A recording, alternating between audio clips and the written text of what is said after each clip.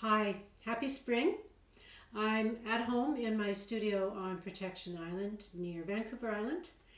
And I've been away for a while, so I just got back and my garden is starting to bloom. I hope you're enjoying spring or change of season of other sorts in other parts of the world. I wanted to pop in today to talk to you about my free Playdates sessions. I started offering free Playdates in 2021. I wanted to give people a chance to just jump into some playful ways of getting going. Sometimes we get stuck and, working alone as an artist, as most of us do, it can be kind of lonely and hard to get into the work. So I think that it's great to have really fun and easy ways to start to become engaged with your materials. Now, I don't think all of art is play, but I think it really helps to really bring a playful and curious attitude to the work, especially if you haven't been in your studio or wherever it is you do your art for a while. So my Playdate sessions, I skipped them last year. Usually they're in the fall, and I offer them over the course of about a week, and I give you some things to do. There's a series of videos. It's all free, and it's linked below the video here. And I kind of take you through some steps in a process of working with materials. Now, my aim is not to have you paint just like me, but rather to take the tasks that I'm offering you and make them your own. So let's have a look at some of the playdates that I've offered in the past.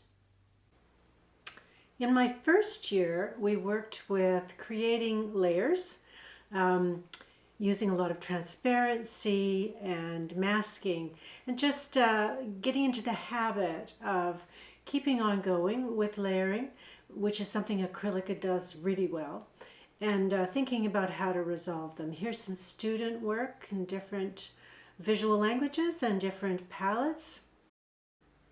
The next year we used photographs of plant material. I used sunflowers to create loose value drawings, and then built paintings, a series of paintings with a limited palette and layers of paint and some collage pieces.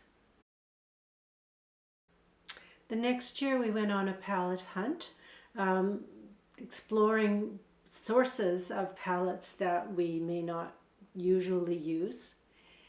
We created very rich and textured underpaintings, and then built our compositions by painting negatively. So we came in with paint around our positive forms.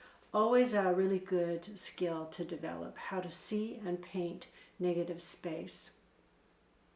This was a palette that I pulled from a photograph of a green heron, and eventually built that painting out of that palette. And here's some student work. Lots of wonderful work came out of all of these playdates.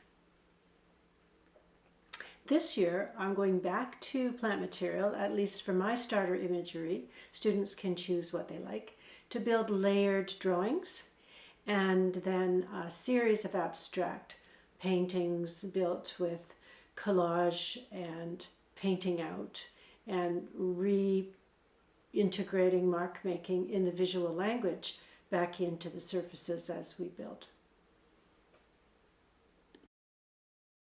And of course, along the way, we'll learn about things like visual language, how visual language works in drawings and paintings, the importance of difference in weights of line, in opacity and transparency, in active areas, in quiet areas, how to explore a limited palette and make it work for you. And in general, how do you get your materials to work for you. And this is an important part of play, is that it gives us a chance to really engage with our materials so that we can get them working for us and we can make the paintings that we dream of making.